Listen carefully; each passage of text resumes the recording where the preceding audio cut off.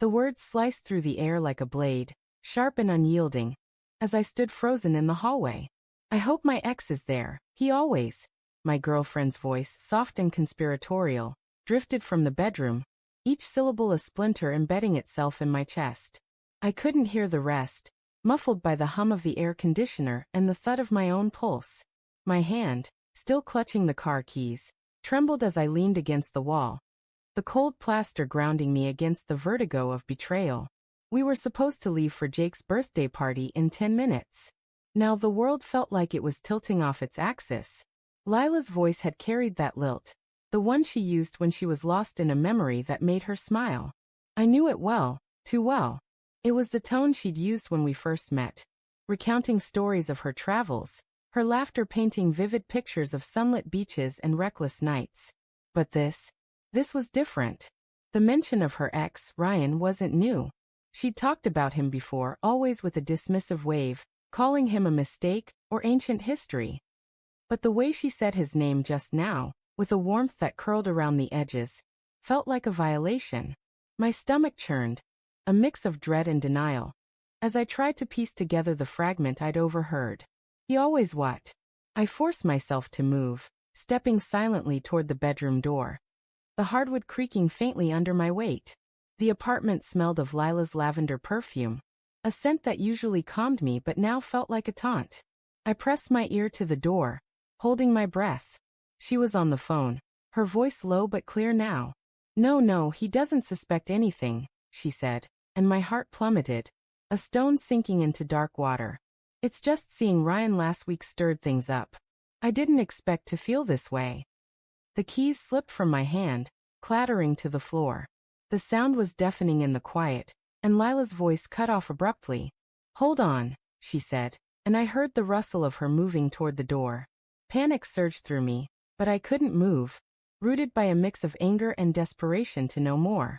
The door swung open, and there she was, Lila, her dark hair spilling over one shoulder, her green eyes widening as they met mine. She held her phone against her chest, as if shielding it could hide the truth. Evan. Her voice was a fragile thread, caught between surprise and guilt. I thought you were getting the car. I opened my mouth, but the words stuck, tangled in the storm of emotions raging inside me. Heartbreak clawed at my chest, but anger burned hotter, urging me to confront her. Yet a small, desperate part of me wanted to pretend I hadn't heard, to cling to the version of us I'd believed in an hour ago. Who were you talking to? I asked, my voice low, almost a growl. She hesitated, her fingers tightening around the phone. Just Sarah, she said too quickly. The lie was obvious, a crack in the facade she was trying to maintain. Sarah, her best friend, didn't make her voice soften like that. Sarah didn't make her eyes dart away, avoiding mine. Don't, I said, stepping closer. The air between us felt charged, like the moment before a storm breaks. I heard you, Lila. You said Ryan's name. You said he doesn't suspect anything. My voice cracked on the last word, betraying the hurt I was trying to bury under fury. Her face paled, and for a moment, I saw something flicker in her eyes, regret, maybe, or fear. But then her shoulders squared, and she lifted her chin defiant. You were eavesdropping? She countered, her tone sharp. That's low, Evan. The accusation stung, but it couldn't drown out the truth screaming in my head. Don't turn this on me, I said, my voice rising despite myself. What's going on with Ryan? What did you mean, he always? She opened her mouth, then closed it, her gaze dropping to the floor. The silence was suffocating, stretching into seconds that felt like hours. I wanted her to deny it, to laugh and call me paranoid, to pull me into her arms and make this moment disappear. But she didn't. Instead, she set the phone down on the dresser, her movements slow, deliberate, as if buying time. I saw him last week, she said finally, her voice barely above a whisper. At the coffee shop near my office. It wasn't planned. We just talked. Talked. The word felt hollow, inadequate. I could still hear the warmth in her voice, the way she'd said his name like it was a melody she couldn't forget. Then why are you whispering about him on the phone? Why are you hoping he's at Jake's party? Lila's eyes met mine, and for the first time, I saw the cracks in her composure. Her lips trembled, and she wrapped her arms around herself, as if trying to hold herself together. "It's not what you think," she said, but the words lacked conviction. "Ryan and we have history. You know that. Seeing him again it brought back memories, okay? That's all." "That's all," I echoed, my voice thick with disbelief. I wanted to believe her, to let her words smooth over the jagged edges of doubt, but the pieces didn't fit. The late nights she'd been working, the way her phone was always face down lately, the distracted smiles that never quite reached her eyes. It all flooded back, a cascade of red flags I'd ignored because I loved her, because I trusted her. "Evan, I love you," she said, stepping toward me, her hand outstretched. I flinched and she froze, her hand hovering in the air. The hurt in her eyes mirrored mine, but it wasn't enough to bridge the chasm opening between us. "Then why lie?" I asked, my voice breaking. "Why say he doesn't suspect anything? What am I not supposed to suspect, Lila?" She didn't answer, and that silence was louder than any confession. My mind raced, replaying every moment of the past few months. Her laughter at Jake's last party, the way Ryan had lingered too long when he hugged her goodbye, the way she'd brushed it off when I asked if it bothered her. I'd been so quick to accept her assurances, so eager to believe we were solid. Now those memories felt like lies I'd told myself. "We're going to be late," she said suddenly, her voice flat, as if she could pivot us back to normalcy. "Jake's waiting."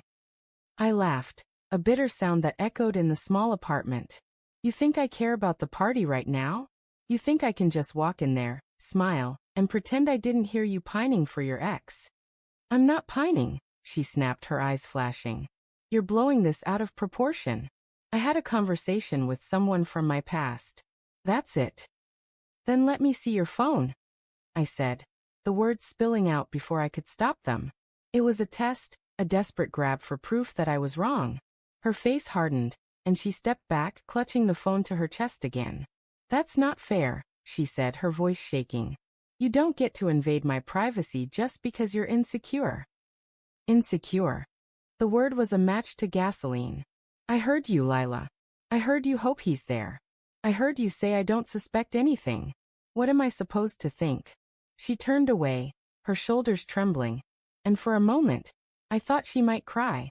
But when she faced me again, her expression was cold, resolute. "If you don't trust me, Evan, then maybe we're the problem, not Ryan." The words hit like a punch, stealing my breath. I wanted to scream, to beg, to shake her until she told me the truth. But deep down, I already knew.